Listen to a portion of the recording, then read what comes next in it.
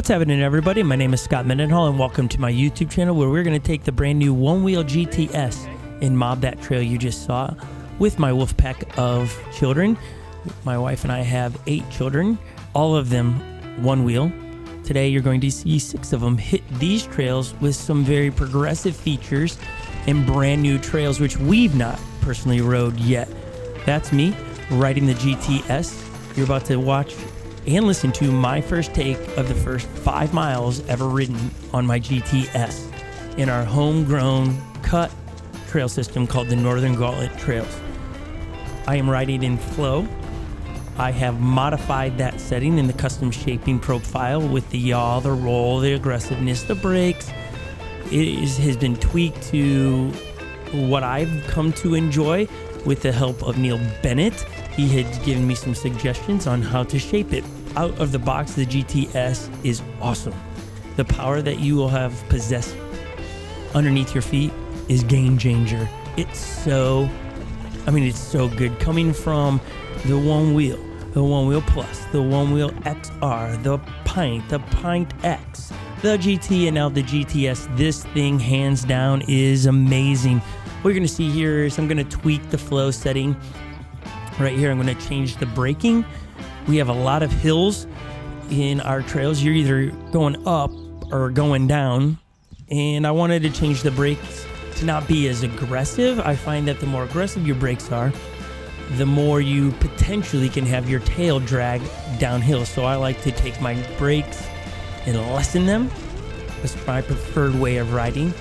The other nice thing about riding the GTS in our Northern Gauntlet trails, as I stated a second ago, you're either going up or down hills. The hill climbing ability on this GTS is a whole nother level. It's you'll see it throughout this. I'll point it out when I hit hills that I used to have to either walk up. When we got the GT a year ago, we no longer had to walk where the XR couldn't climb. And today we are now riding our GTS where we couldn't ride the GT. So it is, the stoke levels at an all-time high here. Just the trail condition is a little bit soft and squishy. We keep having the snowfall, then we get frost, then we get the thaw, and so you have a little bit of a squish underneath you, which is enjoyable in riding, but makes carving a little bit of a challenge because of just the soft ground. That's nice. The other thing about our trail systems, we just tweaked all of this. This is our first actual proper ride of our trail systems with our new features, and this trail that I'm going down currently is brand new. We cut that out with the help of my good friend Jacob, who his family came down and brought some heavy machinery and really made our trail system better and built in some features that are pro level. The GT offers higher speed, more torque with a 113 volt battery, less range. As I rode through the trails, and I was riding aggressively, I averaged in my 5 miles, while you're watching this, my average was 20 miles an hour, which is unheard of in this trail system for me. You get the Silvs out here who are pros, they'll crush that. But going up hills, typically I had to go pretty slow, but now I'm being able to hit the gas pedal and it responds. And it just climbs like a beast. Like I can't explain it enough on how well this thing just climbs trails. The foot pads, amazing. I stepped on Legend and Epic's GTs, and man, I didn't want to go back to any of the previous foot pads we've had on other things. I wanted to stay on the foot pads that we currently have on the GTS. I like the lower stance in them. I like how there's just a little bit of a kick in the tail on the back. No foot fatigue in riding this board. It was very, very enjoyable. And I am probably downplaying the power sensation you get, but the power is unreal. We talked at the dinner table after this ride. At the speeds we're now riding in the trail system we have here, we need more dirt berms in locations that we never even dreamt of before because you're coming in with so much speed like coming up out of this brand new trail that we're going to name Kevin. And coming out of Kevin, you need a berm up at the top here, about where you saw Legend there, so you can take this turn. You need a berm there.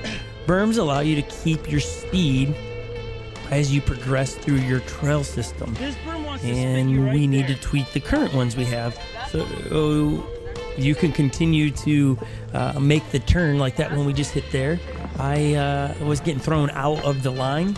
Here's our log jam inspired by Race for the Rail. That's really gone over a handful of times, but that's the first time many of you will have seen it. That is one of my favorite features to hit, and so enjoyable. You saw me there a second drag my hand, and it's a little bit of that sensation of learning how to ride a 7-inch tire. The carving isn't as you don't fall into it as much. It's just a learned new style, but it's really enjoyable. I probably have the tire down a little low. I am a much more squishy tire than a hard tire rider.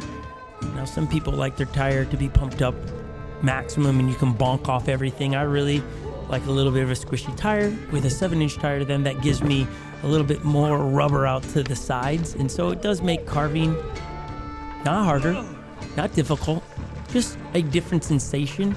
Here's a new feature as well. We don't have a name for it, but we think we're going to about triple the length of that. That is really enjoyable to hit, and it gives us a wider path in our trail system as our wolf pack is out here mobbing.